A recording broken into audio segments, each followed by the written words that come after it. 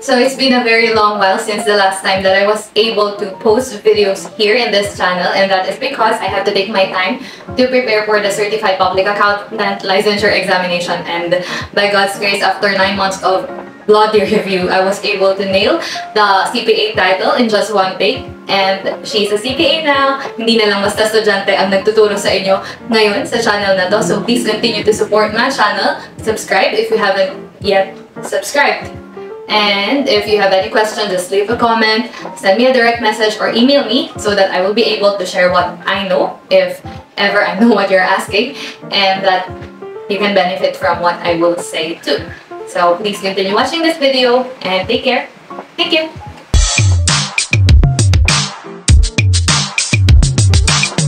For this video, I have decided to share tricks and tips for you to efficiently and effectively prepare for your examination. This will not only be for CEPALI reviewees, but also for those who are students still and other reviewees for their professional licensure examinations. But I cannot guarantee that this will work sa'yo since there's no one-size-fits-all naman na study habit or study technique. But you may try so that you can see if it will work. And enjoy watching! Thank you! Number 1, you should be ready to sacrifice. Sacrificing means a lot so dapat start pa lang ng term, start pa lang ng review season mo, ready ka na magsasacrifice ka sa maraming mga pagkakataon, like there will be family ganaps or kaya naman gala or bondings ng barkada na hindi mo masasamahan. Kasi you have something bigger na pinaprioritize. You have something na wini-work mo para sa sarili mo, which is for your future. And that kailangan isan mo sa sarili mo na one day, makakasama rin nila ako ulit. Magiging part ulit ako ng mga pictures na ipopost. But for now, I have to resist. Kailangan akong magtiis. Kailangan kong maging matatag para sa susunod na makasama nila ako. Meron akong napatunayan. Meron akong nabuo. Meron akong nabago sa sarili ko na masasabi ko na worth it lahat ng pagtitiis and sacrifice ko kasi merong naging bunga. And you have to look forward for that. You have to be ready, your mind, your body, your emotions, lahat-lahat dapat nakaset na yon para pag dumating na yung time na ito na yung nakita mo, nagkaroon ng may story yung friend mo na sinasama ka nila but hindi ka nakasama kasi nga nagre-review ka or nagpe-prepare ka for an examination. One day you'll be able to say na okay lang na hindi ako nakasama sa kanila during that time kasi eto naman ako ngayon, successful na ako, naging DINS lister ako, naging CPA ako, naging licensed ako kasi nagtiis ako and walang nasayang. Yeah.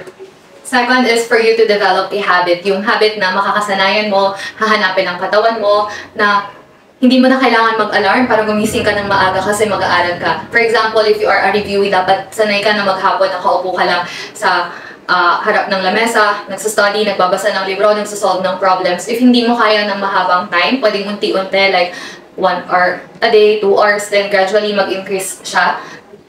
In my case, I have been used to studying at least 10 hours a day so that I will be able to practice my body and ayun, my mind sa pagsasagot. If you are a student pa, if na-announce ng maaga ang examination, 1 week before the exam review, then 3 days before the exam, balikan mo yung inaral mo, then the day ng exam mismo, morning noon or kaya night before the exam, balikan mo ulit so that pagdating ng mismong examination, hindi mabibigla yung isip mo, yung katawan mo, prepared ka, and confident ka pag upo mo doon na kaya kong magsagot, di ko man alam anong lalabas, but you have this mindset na nag-aral ako kaya hindi masasayang yung mga ginawa ko na efforts na yon, yung habit ko, ito na yung nagpapatakbo sa katawan mo so kayang-kaya mo na magsagot ng overwhelming problems, kahit na ang haba-haba pa niyan, ang dami-dami pang given, kaya mo yun kasi kung iyon yung dinevelop mo na habit na magsagot, na gumising ng maaga, matulog man ng late, or kung ano mang habit yung kaya ng katawan mo and kaya ng isip mo. Yung hindi ka pa rin magkakasakit, syempre yung habit kasama dun yung pagkain ng healthy, pagtulog ng complete, kahit at least 6 hours if reviewee ka. Kasi makakatulong yun na mag-produce pa ng brain cells na magagamit para, syempre, ma-absorb pa rin kung ano yung inaaral. And syempre, pagka nagutom, you have to eat. Hindi yung bastang eat ng sobrang dami since makakaagaw yun sa pag-process ng brain natin, ng inaaral natin. So you have to maintain your discipline and consistency para ma-achieve kung ano yung gusto mong ma-achieve sa dulo ng period or ng term na hinaharap mo. So you can do it. What's next is for you to eliminate or lessen yung mga distractions na nakapaligid sa'yo. Ikaw mismo yung nakakakilala sa sarili mo. Ikaw yung nakakaalam kung saan ka nade-distract, saan ka nahihirapan. Kapag nandito yon, di ako makafocus. So, ikaw na yung bahalang mag-assess kung alin-alin yung aalisin mo.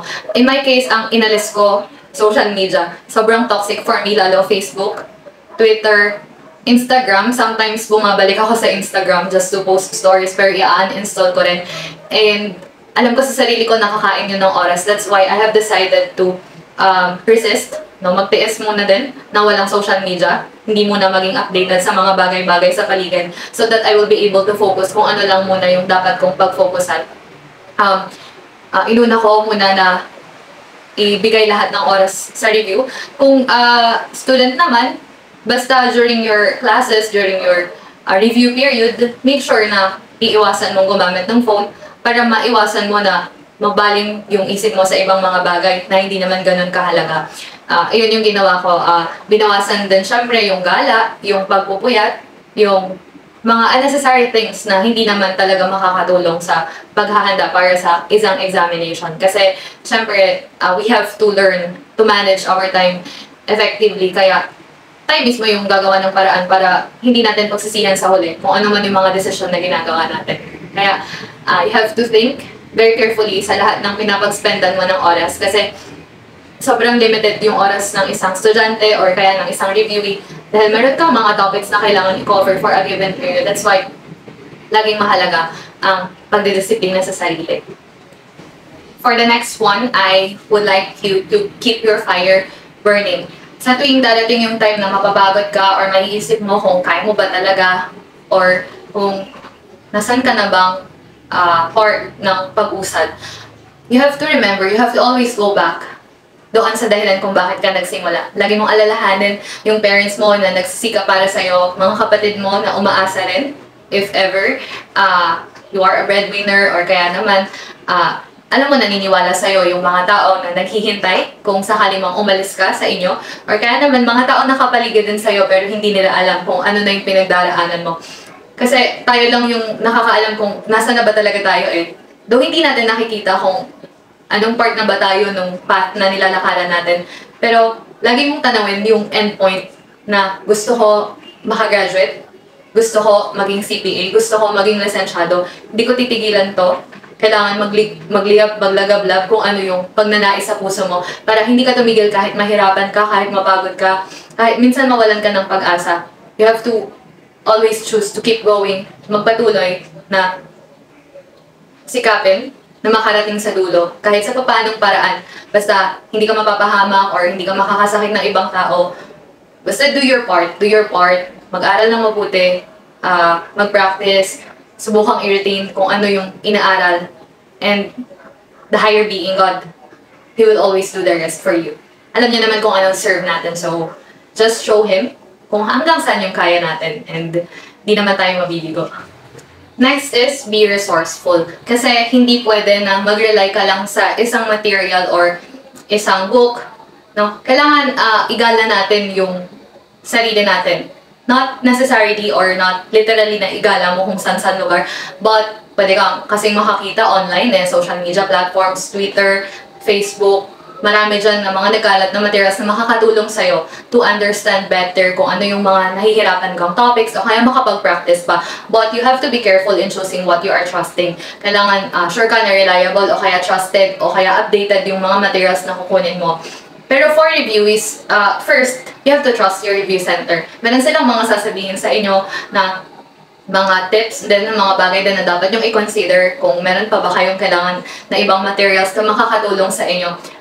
One day, or in another video, I will be considering some of the materials na ginamit ko para i-share sa inyo for Cepali reviews. But, ayun, you have to know kung saan kayo makakakuha ng mga pwede nyong gamitin. Kasi there will be times, hindi naman to sa pag-encourage ng something bad, pero there will be times na yung mga lalabas sa examinations, nasa mga test banks lang, nasa libro lang, iba't ibang authors.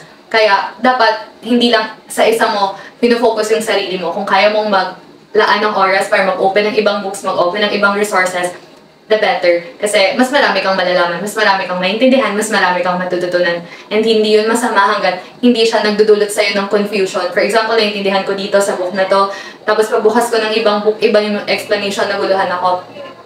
Huwag mo nang ituloy if ganun yung nagiging effect sa'yo. Pero as long as nakakatulong siya sa'yo, ituloy mo. Ayan. You have to continue allowing yourself na mag-grow palagi para hindi ka ma-stuck na hanggang doon ka na lang. Para ma-show mo, hindi lang sa sarili mo, kundi sa mga tao na nakaabang sa'yo na kaya mo na i-achieve, kaya mo makarating doon sa gusto mong madating, kaya mo na ma-hit kung ano yung tina-target mong i-hit. Basta maghintay lang sila because it takes time, it takes effort, it takes hard work, kaya kayanin mo para sa pangarap. My next tip is for you to focus your eyes on the prize. Kasi if palingon-lingon ka sa iba, baka mahirapan ka. So for this time, gusto ko muna matapos tong SEM na to, na ganito yung grades ko sa subject na to or sa lahat ng subject. Ito yung gusto ko maging average or gusto ko at the end of this month, CPA na ako. Doon mo itingin yung mata mo na every gigising ka sa umaga, magiging CPA ako, magiging Dean's Lister ako, magiging President's Lister ako, magtatop ako. Every morning, every time, nahaharap ka sa review materials mo, that is when you will tell yourself lagi, ito ang goal ko. And ulit-ulitin mo yun hanggang matapos yung time na nagpe-prepare ka. And you'll see one day, na-achieve mo na yun, na hindi mo iniisip yung something na negative sa sarili mo na hindi mo makukuha kung ano yung gusto mong makuha. Kasi nagtiwala ka din sa sarili mo. Kasi alam mangyayari if ever, yes, nagpe-pray ka, pero oo, siya yung tutulong sa'yo. Pero kailangan mo rin tulungan yung sarili mo na magtiwala para hindi ka mahirapan na umusad. Kasi kung nag-aaral ka, di ka nagtitiwala sa sarili mo, palagi ka na lang magdududa. Walang mangyayari. So, trust yourself, trust the process, and eyes on the prize para isang diretsyo lang na tingin para makuha ang ginto. For the next one, I would like you to remember that it is okay not to be okay. I know that you know that. Pero, ayun, cry when needed. There will be times na magiging mabigat talaga yung pakiramdam nyo. There will be times na hindi nyo na alam kung saan magsisimula, kung kaya pa bang i-absorb. Lagi yung dadating kasi tao tayo eh. But, ayun, huwag niyong pigilan kung gusto niyong iiyak, iluha, ilabas niyo lahat. Kasi hindi pwedeng, tiisin niyo yung sarili niyo. Kailangan mong ilabas yung emotions mo para hindi mo siya dalhin hanggang dulo.